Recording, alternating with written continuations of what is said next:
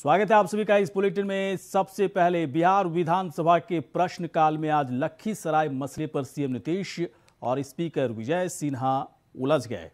पहले तो सीएम नीतीश कुमार ने स्पीकर विजय सिन्हा की जमकर खरी खोटी सुनाई, तो लगे हाथ अध्यक्ष विजय सिन्हा ने सीएम नीतीश को चेता दिया कि विधायिका का अपमान वो बर्दाश्त नहीं करेंगे। विधायिका का अपमान होगा तो सदन में वो जवाब मांगेंगे। दरअसल लखीसराय में 50 दिनों में 9 लोगों की हत्या कर दी गई है। विधानसभा अध्यक्ष विजय सिन्हा के क्षेत्र का सवाल बीजेपी विधायक संजय सरावगी ने उठाया।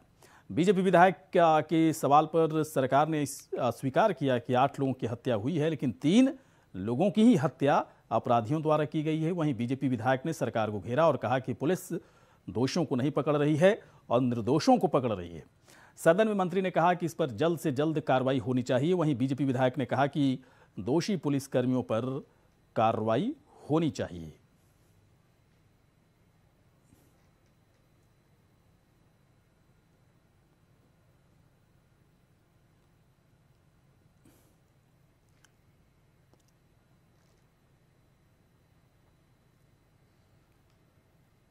तो बिहार विधानसभा में उस वक्त बड़े अजीब तरह के हालात पैदा हो गए जब नीतीश कुमार और विधानसभा के अध्यक्ष विजय सिन्हा के बीच में लखीसराय इलाके में एक के बाद एक कई हत्याओं का जब मसला उठा तो नीतीश कुमार और विजय सिन्हा के बीच में बहस हुई, तीखी बहस हुई। इसके बाद स्पीकर विजय सिन्हा की तरफ से कहा गया कि जब विधानसभा विधायिका का अपमान होगा तो बर्दाश्त नहीं करेंगे। तो बिहार विधानसभा के प्रश्नकाल में आज लखीसराय मसले पर, बिहार के लखीसराय मसले पर सीएम नीतीश कुमार और स्पीकर विजय सिन्हा उलझ गए।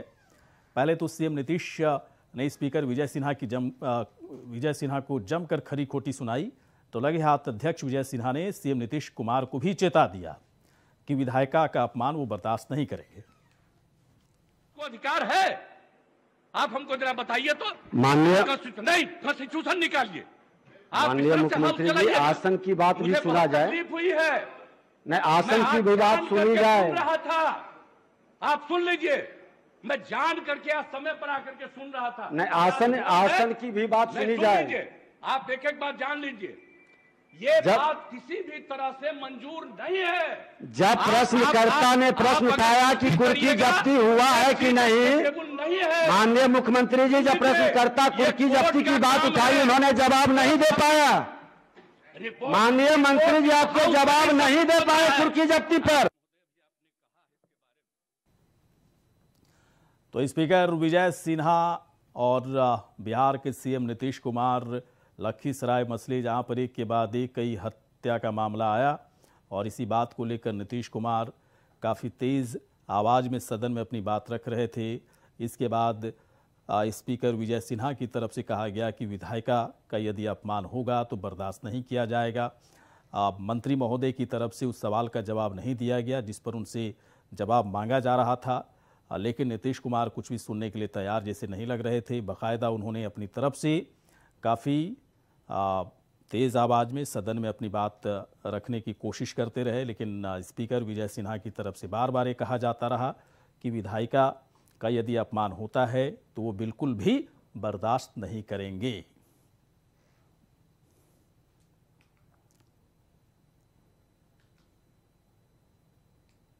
तो बिहार विधानसभा के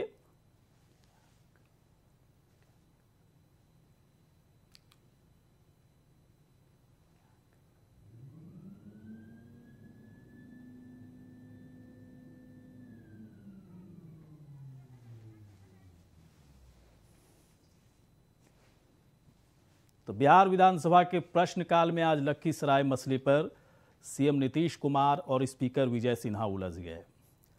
पहले तो सीएम नीतीश कुमार ने स्पीकर विजय सिन्हा को जमकर खरी खोटी सुनाई, तो लगे हाथ अध्यक्ष विजय सिन्हा ने भी सीएम नीतीश कुमार को चेता दिया कि विधायिका का अपमान वो बर्दाश्त नहीं कर। चलिए अपने सहयोगी रजनी शर्मा के पास चलते। रजनी, क्या ये मसला क्या है इस और क्यों इतनी चर्चा हो रही है कि विधानसभा में इस पर बहुत ही तीखी बहस चल रही है स्पीकर और सीएम के बीच में?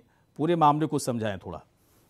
देखिए, दरअसल जब विधानसभा में मामला चल रहा था और बीजेपी के विधायक जब उठकर उन्होंने एक मामले पर एक मर्डर हुई जो उस मामले को लेकर मांग कर रहे थे, सुनवाई की और उस पर जब विभाग के मंत्री बोलने लगे तो विधानसभा अध्यक्ष द्वारा ये कहा गया कि अभी फिलहाल इन सारी बातों को रहने दिया जाए, इस पर विशेष टिप्पणी होगी।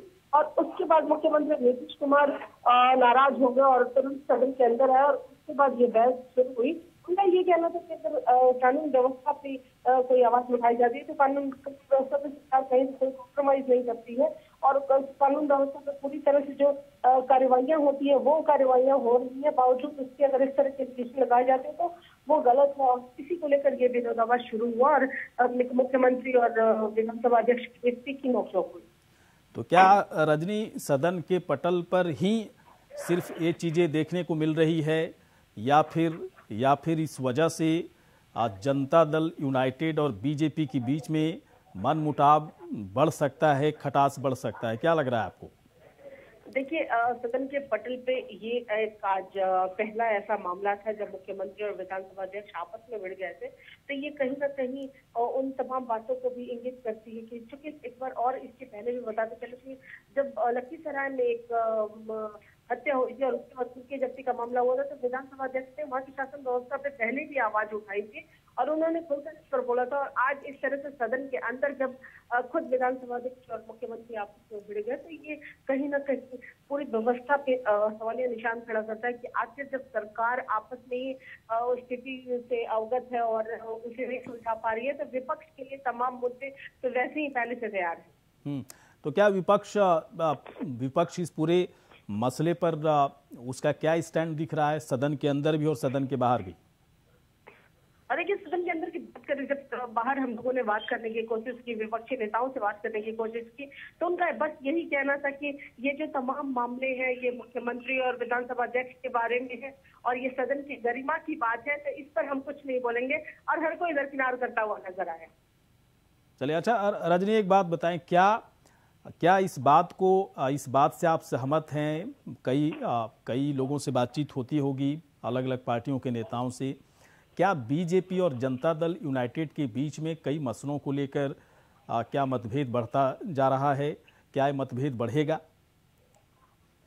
देखिए, इस मुद्दे पर फिलहाल कुछ भी कहना अनुचित होगा क्योंकि जिस तरह से बातें उठ रही थी यूपी चुनाव के बाद बिहार में जेडीयू और बीजेपी में खटास उत्पन्न होगी, वैसा कुछ देखने को नहीं मिला। जब बीजेपी के जीत की जश्न यहाँ के एनडीए के नेता मना रहे थे तो उसमें जेडीयू के नेता भी शामिल थे। तो ये सिर्फ एक आज का ये मुद्दा है, इस पर कुछ निष्कर्ष निकालना अभी उचित नहीं होगा क्योंकि बहुत लोगों ने सोचा था कि जब विधानसभा यूपी चुनाव का रिजल्ट आएगा और उसके बाद शायद बिहार में कुछ ऐसी हो, लेकिन स्थिति अभी भी सामान्य से दिख रही है। अच्छा, एक बात और पूछना चाह रहे हैं रजनी, आजकल जब भी खास तौर पर वैसे मंत्री जो जनता दल यूनाइटेड से हैं, जब उनसे कोई सवाल जवाब किया जाता है तो बहुत उखड़े उखड़े नजर आते हैं। नीतीश कुमार भी कुछ इसी तरह से अपना एक अपना स्टैंड दिखा रहे थे सदन के पटल के अंदर। क्या है इसके पीछे की वजह, क्या है? सब इतने उखड़े उखड़े क्यों हैं? क्या बीजेपी से उखड़े हुए हैं या फिर वाकई में सरकार की तरफ से बहुत ढिलाई बरती जा रही है, जवाब देते नहीं बन रहा है? देखिए, सरकार की नीतियों की अगर बात करें तो सरकार की जो शराबबंदी नीति थी उसको लेकर लगातार खुद के उनके सहयोगी दल एनडीए की तरफ से पहले भी कई ऐसे सवाल उठ गए और उसके बाद कानून व्यवस्था को लेकर उठे। तो ये कह सकते हैं कि इसमें कहीं ना कहीं आपसी जो मनुष्यता दिखती है वो ये मानने को तैयार नहीं होनी। ये लगता है कि अगर ऐसी कानूनी प्रक्रियाओं में देर होती है या फिर लॉ एंड ऑर्डर की बात अगर करें तो उसमें सरकार कहीं ना कहीं दोषी है। हालांकि सरकार का ये कहना है कि हम साथ मिलकर सरकार चला रहे हैं और ऐसे में अगर इस तरह की कोई बातें होती है तो इस आपस में बैठकर सुलझाया जा सकता है। और मुख्यमंत्री ने आज भी जब बहस हो रही थी उस बहस के दरमियान यही कहा कि मैं तुरंत आज जांच कमेटी बिठाऊंगा और जो तमाम आरोप लगाए जा रहे हैं उन तमाम आरोपों को मैं, चूंकि ये जो कानूनी प्रक्रियाएं होती हैं या फिर जो जिस तरह से अगर कानून व्यवस्थाएं बिगड़ती है तो उन्हें तुरंत सुधारा जाता है। और अगर ऐसे सवाल उठ रहे हैं। बहुत बहुत शुक्रिया रजनी, पूरी जानकारी के लिए, बहुत बहुत आपका शुक्रिया। तो बिहार में हर बीतते पल के साथ सियासी समीकरण बदलने लगे हैं। बोचहा विधानसभा सीट पर उपचुनाव होना है और आपको बता दें किस तरह से उपचुनाव को लेकर बाकायदा बिहार में इस वक्त एक अलग तरह तो बिहार में हर बीतते पल के साथ सियासी समीकरण बदलने लगा है। बोछा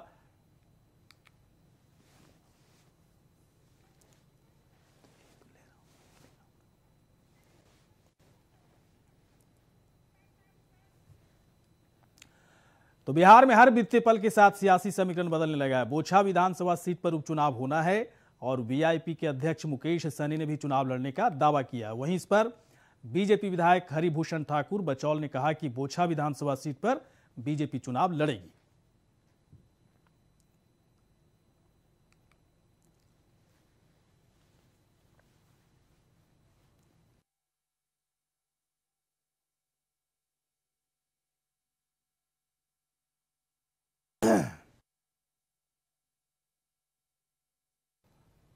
और आपको बता दें कि इस सीट पर जीतकर आरजेडी के 75 सीट के बराबर हो जाएंगे, जैसा कि उनकी तरफ से दावा किया गया। वहीं उन्होंने मुकेश सहनी पर निशाना साधते हुए कहा कि उनका टाइम अब आ चुका है और वो अब जाने वाले हैं। इसके अलावा उन्होंने बॉलीवुड फिल्म कश्मीर फाइल्स को बिहार में टैक्स फ्री करने की मांग भी की।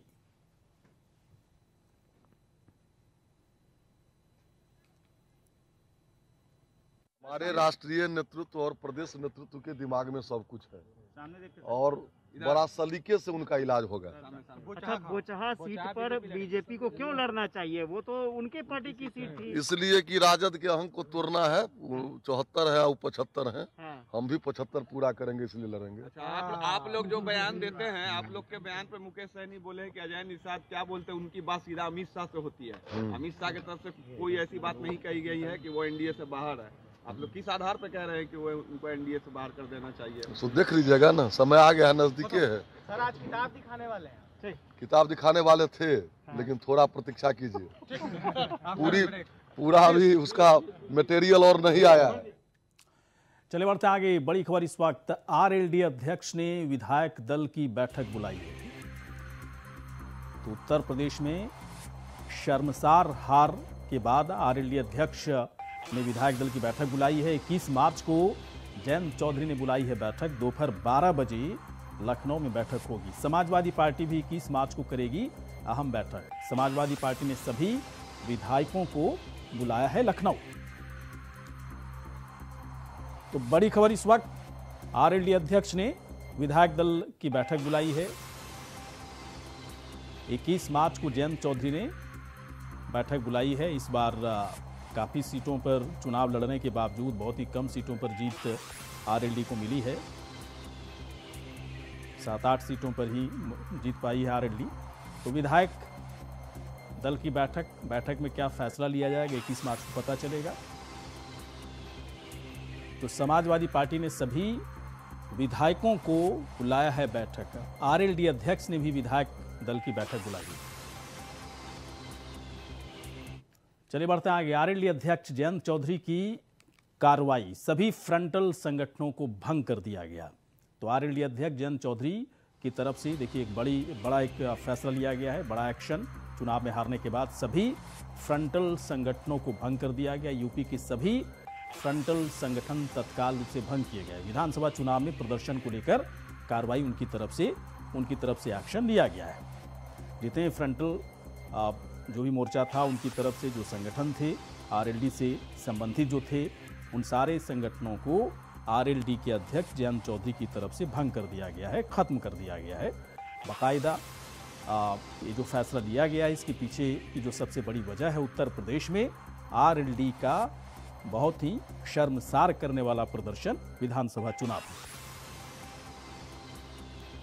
तो यूपी के सभी फ्रंटल संगठन तत्काल भंग। जयंत चौधरी की तरफ से बड़ा फैसला लिया गया। विधानसभा चुनाव में प्रदर्शन को लेकर कार्रवाई की गई है। तो आरएलडी अध्यक्ष जयंत चौधरी की तरफ से बड़ा फैसला। चलिए बढ़ते हैं आगे। राजस्थान के सीएम अशोक गहलोत के इस बयान पर केंद्रीय मंत्री अनुराग ठाकुर का एक बयान सामने आया। उन्होंने कहा कि चुनाव हारना कांग्रेस से सीखना चाहिए। दरअसल अशोक गहलोत ने बयान दिया था कि राहुल गांधी को पार्टी अध्यक्ष बनना चाहिए, क्योंकि काफी लंबे समय से गांधी परिवार से कोई भी पीएम या मंत्री नहीं बना है। इस बयान पर अनुराग ठाकुर ने पलटवार किया। अनुराग ठाकुर ने पलटवार करते हुए कहा कि चुनाव कैसे हारा जाता है, कांग्रेस पार्टी से सीखना चाहिए। अशोक गहलोत के बयान पर बाकायदा अनुराग ठाकुर की तरफ से ये बयान आया कि अगर आपको चुनाव जीतने के लिए नहीं बल्कि अगर चुनाव हारना है, चुनाव कैसे हारा जाता है, तो उसकी सबसे बड़ी सीख कांग्रेस पार्टी से लिया जाना चाहिए। इस्तीफे का प्रस्ताव था, लेकिन वहां पर अब अशोक गहलोत का कहना है कि राहुल गांधी को कमान संभालनी चाहिए। पिछले 3 दशक से गांधी फैमिली से कोई मंत्री या कोई प्राइम मिनिस्टर नहीं बना है, ये भी देखना चाहिए। चुनाव हारे कैसे जाते हैं ये कांग्रेस। चलिए बढ़ते आगे। 15 मार्च को बीजेपी संसदीय दल की बैठक होनी है, तो बड़ी खबर इस वक्त हम आप तक पहुंचा रहे हैं। 15 मार्च को बीजेपी संसदीय दल की बैठक होगी। बीजेपी के सभी सांसद बैठक में शामिल होंगे। संसदीय दल की बैठक में शामिल प्रधानमंत्री नरेंद्र मोदी भी होंगे। चुनाव में पार्टी के प्रदर्शन की बाकायदा समीक्षा होगी और जैसा कि बीजेपी की तरफ से बहुत ही बेहतरीन और शानदार प्रदर्शन किया गया। 5 राज्यों में हुए चुनाव में 4 जगहों पर बीजेपी ने शानदार प्रदर्शन किया है और पार्टी के प्रदर्शन को देखते हुए ही इसकी समीक्षा बैठक होनी है। संसदीय दल की बैठक होनी है जिसमें पीएम नरेंद्र मोदी भी शामिल होंगे। तो चुनाव में पार्टी की तरफ से जो शानदार प्रदर्शन किया गया, इसकी समीक्षा के लिए 15 मार्च को बीजेपी संसदीय दल की बैठक होगी। इसमें पीएम नरेंद्र मोदी भी इसमें हिस्सा लेंगे। तो बड़ी खबर इस वक्त 15 मार्च को बीजेपी संसदीय दल की बैठक होनी है। 4 राज्यों में बेहतरीन प्रदर्शन जो बीजेपी का रहा है, 4 राज्यों में इस बेहतरीन प्रदर्शन को देखते हुए बीजेपी की तरफ से इस संसदीय दल की बैठक में इस बात पर समीक्षा होगी कि बीजेपी की रणनीति किस तरह से कामयाब रही है और इन रणनीतियों को और कैसे आगे बढ़ाया जाए, क्योंकि आगे भी कई प्रदेशों में चुनाव होना है और उससे पहले ही बीजेपी पूरी तरह से तैयार भी दिख रही है। खास तौर पर आप देख सकते हैं कि गुजरात में बाकायदा पीएम नरेंद्र मोदी की तरफ से कितना बड़ा रोड शो किया गया। तो पहले से ही बीजेपी अपनी तैयारी में लग चुकी है और उसी के तहत 4 राज्यों में जो शानदार प्रदर्शन हुआ उसकी समीक्षा बैठक संसदीय दल में किया जाएगा। चलिए बढ़ते हैं आगे। देहरादून से इस वक्त जो बड़ी खबर आ रही है, जेपी नड्डा से मुलाकात करेंगे बीजेपी सांसद। तो बड़ी खबर, जेपी नड्डा बीजेपी के राष्ट्रीय अध्यक्ष जेपी नड्डा से मुलाकात करेंगे उत्तराखंड के बीजेपी के सांसद। उत्तराखंड बीजेपी सांसद आज करेंगे मुलाकात। 5 लोकसभा और 2 राज्यसभा सांसद की मुलाकात होनी है जेपी नड्डा के साथ। चुनाव की जीत के लिए बाकायदा उनकी तरफ से धन्यवाद कहा जाएगा। तो 5 लोकसभा 2 राज्यसभा सांसद जो कि उत्तराखंड से आते हैं, उनकी आज जेपी नड्डा से मुलाकात होगी।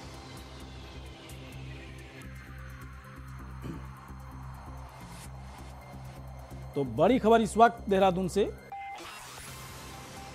जेपी नड्डा जो कि बीजेपी के राष्ट्रीय अध्यक्ष हैं, उनसे उत्तराखंड के सभी लोकसभा के सांसद और राज्यसभा के सांसद, लोकसभा के 5 और राज्यसभा के 2 सांसद जेपी नड्डा से आज मुलाकात करेंगे और उत्तराखंड में शानदार जीत के लिए जेपी नड्डा को धन्यवाद करेंगे। चलिए हरिद्वार से खबर है, जहां पर बीजेपी निकालेगी जन आभार यात्रा। शानदार जीत के बाद बीजेपी की तरफ से एक जन आभार यात्रा निकाली जाएगी। मदन कौशिक करेंगे जनता को धन्यवाद। 5वीं बार जीतने पर जन आभार यात्रा अब बाकायदा बीजेपी की तरफ से निकाली जानी है। मदन कौशिक इसका नेतृत्व करेंगे। दोपहर 2 बजे से शुरू होगी आभार यात्रा। आर्यनगर चौक से हर की पैड़ी तक यात्रा निकाली जानी है। तो हरिद्वार से खबर हम आप तक पहुंचा रहे हैं, जहां पर जन आभार यात्रा मदन कौशिक की तरफ से बीजेपी की तरफ से निकाला जाना है। जनता को धन्यवाद करने के लिए इस जन आभार यात्रा को निकाला जाना है, जो और मदन कौशिक जनता का धन्यवाद करेंगे। 5वीं बार जीतने पर जन आभार यात्रा निकालने का फैसला बीजेपी की तरफ से किया गया है। दोपहर 2 बजे से शुरू होगी आभार यात्रा और यह आभार यात्रा आपको बता दें कि आर्यनगर चौक से, हरिद्वार के आर्यनगर चौक से हर की पैड़ी तक इस यात्रा को निकाला जाना है। चलिए एक और बड़ी खबर, लोकसभा की कार्यवाही स्थगित। जो बड़ी खबर इस वक्त है, स्थगित करने का फैसला लिया गया है। लोकसभा की कार्यवाही को 2 बजे तक लोकसभा की कार्यवाही स्थगित है। राज्यसभा की कार्यवाही भी 2 बजे तक स्थगित करने का फैसला लिया गया है। जैसा कि बजट सत्र का दूसरा चरण चल रहा है लोकसभा राज्यसभा में, और इसके बाद 2 बजे तक दोनों ही सदनों की कार्यवाही को स्थगित करने का फिलहाल फैसला लिया गया है, और 2 बजे के बाद फिर कार्यवाही को बहाल किया जाएगा। तो बड़ी खबर है, लोकसभा राज्यसभा की कार्यवाही 2 बजे तक स्थगित, 2 बजे के बाद फिर कार्यवाही को बहाल किया जा रहा है। चलिए एक और बड़ी खबर इस वक्त, योगी आदित्यनाथ के दिल्ली दौरे का आज दूसरा दिन है। योगी आदित्यनाथ ने पहले नितिन गडकरी के आवास पर पहुंचकर उनसे मुलाकात की। दोनों के बीच करीब 45 मिनट तक बातचीत हुई है, और बातचीत की तस्वीरें, मुलाकातों की तस्वीरें इस वक्त हम आप तक दिखा भी रहे हैं, पहुंचा रहे हैं। उसके बाद योगी आदित्यनाथ राष्ट्रपति भवन पहुंचे, जहां उन्होंने राष्ट्रपति कोविंद से मुलाकात की। तो योगी की मैराथन मीटिंग, बाकायदा दिल्ली दौरे पर हैं, और आज उनकी जो मुलाकात केंद्रीय मंत्री नितिन गडकरी से हुई है, उसकी तस्वीरें इस वक्त हम आप तक पहुंचा रहे हैं। राष्ट्रपति से भी योगी आदित्यनाथ की मुलाकात हुई है। पहली तस्वीर में आप देख रहे हैं राष्ट्रपति से मुलाकात, और दूसरी तस्वीर में आप देख रहे हैं नितिन गडकरी से उनकी मुलाकात।